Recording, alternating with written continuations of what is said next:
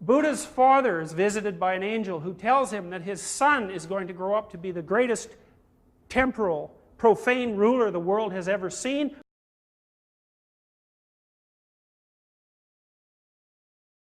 Buddha's father is visited by an angel who tells him that his son is going to grow up to be the greatest temporal, profane ruler the world has ever seen, or a great spiritual leader. And his father, being a pragmatic and conservative man, decides that there's no possible way I'm going to allow my son to take the ambivalent road of spiritual enlightenment. I'm going to allow him to fall completely in love with the world so that he will remain attached to his domain. So, prior to Buddha's birth, his father constructs a great city with walls around it. And inside that city, he removes all signs of pain, frustration, and disappointment, any sign of ugliness and age. The only people that are allowed to exist within this city are those who are in perfect mental and physical health, who are paragons of beauty and virtue. And the idea that lurks behind that archetypal story is that when a father has a child,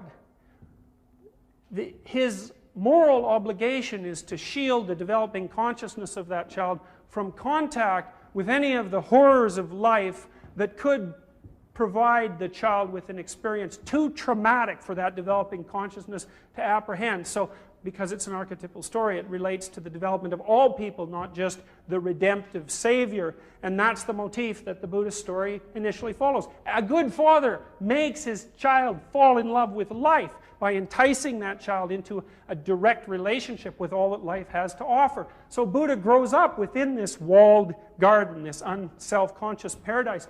But precisely because he's been shielded to this degree and allowed to mature, his consciousness continues to expand, and the world outside, the boundaries that his parents have established for him, starts to attract his attention. Now, we know already that the forbidden fruit, right, the lure of what's outside the walls, is something that human beings just can't keep their mangy little paws off, right?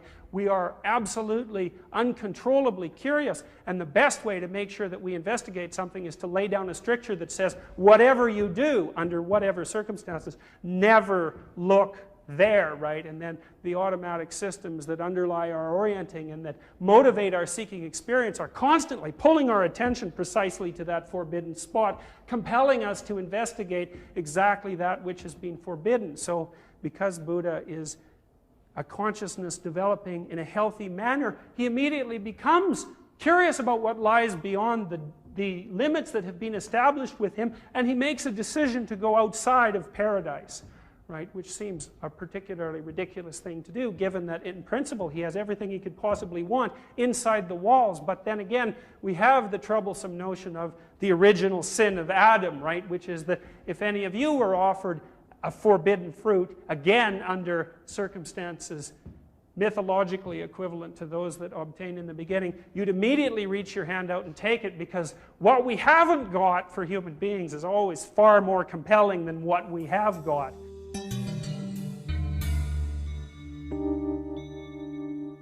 So Buddha goes outside the walls, but his father, who's a good father, although somewhat conservative, decides he's going to rig the game a little bit, so he gets rid of everybody that's diseased or unhappy or uncomfortable or ugly or old or anything that could possibly disturb the Buddha, and he lines the streets with flower-waving women and puts petals on the road and sends his son out in a gilded chariot. But the gods who are lurking around, right, the troublemaking gods who represent chaos and disorder and the unknown, decide to send in front of Buddha a sick man who hobbles unsteadily into view, and Buddha asks his retainer precisely what this phenomena represents, and his retainer says, well, you know, human beings like you, since you're human, are subject to the deterioration of their physical powers in an arbitrary way, and this man is one person who's been so afflicted. And so Buddha is completely disenchanted by his exploratory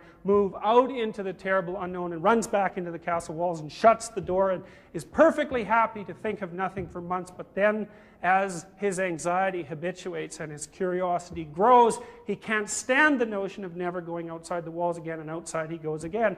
And this time, after his father prepares the route ever so carefully, the gods send in sight an old man who hobbles into view. And Buddha looks at him in shock and horror and says to his retainer, just precisely what's going on here? And his retainer says, well, that's an old man, and everybody gets old, and you're going to get old too, and that's the way of all humanity. And that's the point at which Buddha's self-consciousness expands, not to only include the possibility of degeneration, but to include the temporal horizon that's characteristic of life. And he finds that so terribly shocking that he runs back into the castle and shuts the walls down and plays with his friends for another 6 months or maybe a year, till his anxiety finally habituates and he goes out one final time. And this time the gods send a funeral parade for him, and he sees his first dead body, and this is such a terrible shock to him that he can't even go back to the castle. So his father prepares for him a great party in the woods near the castle, full of nude dancing women who are perfectly willing to flaunt themselves and to offer themselves to him. But Buddha is so absolutely and catastrophically shocked by this notion of emergent death that he can't take any pleasure whatsoever in what's being offered to him, and he leaves the kingdom once and for all. And you think, well, it's exactly what happens to you when you grow up, right? If you're reasonably well socialized and properly looked after, then your curiosity gets the better of you, and you keep going out into the world until what your parents have established for you is no longer sufficient for you. And as a consequence of that movement out into the world, you find out all sorts of things characteristic of your own life that not only your parents can't precisely explain to you, but even the broader formal structures of your culture have a very difficult time handling. And when you finally do encounter such realities and allow their effect on you to fully manifest itself, well, then you're finally independent and you no longer can return home. But from that point forward, you're also burdened, as Adam is burdened when he loses his paradisal unself-consciousness, with the full revelation of what it means to be limited and alive. So what happens to Buddha as a consequence of this revelation? He becomes an apprentice, and the chronicles of the Buddhist adventure are careful to say that he becomes the world's most proficient practitioner of Samkhya, which was a philosophical precursor to yoga, and then to yoga. So he masters all the positions and the asanas until he's disciplined physically to an almost unlimited degree. And then he decides that he'll adopt a stance of world renunciation, which is also something he's remarkably good at. And he starves himself until the chroniclers say he resembles nothing so much as a pile of dust. And then, having exhausted all the disciplinary structures that his sophisticated culture has to offer him, but still not precisely finding the answer that he's looking for, he retreats into the forest, a place of the unknown, and sits himself at the base of a tree. Underneath the tree, he's visited by visions and temptations. The first vision is an essentially erotic one. Life itself tempts him back out of his self-conscious state into the domain of pure physical pleasure. A perfectly reasonable temptation, right? And one that's powerful enough so that Hindu philosophers say, as their churches and cathedrals are covered with erotic drawings, if you can't get past the erotic drawings into the church, that's the domain that you should still inhabit, right? In the dawning phases of life, at least till middle age, that's the appropriate mode of being, to be enticed and seduced by the physical pleasures that life has to offer.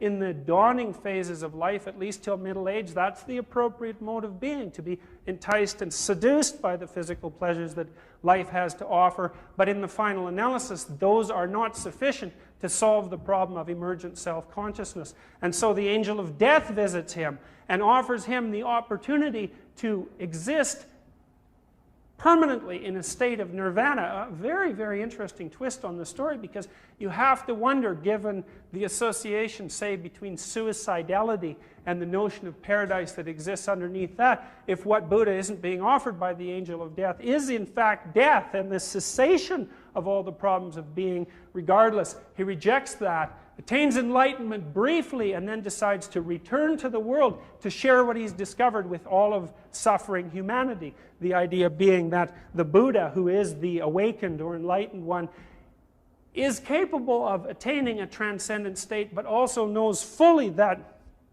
because human beings have a shared social aspect, it is not possible for any one person to attain redemption until all people attain redemption. The reason being that it's very difficult to be transcendent and enlightened when you see someone who's sick lying in a ditch.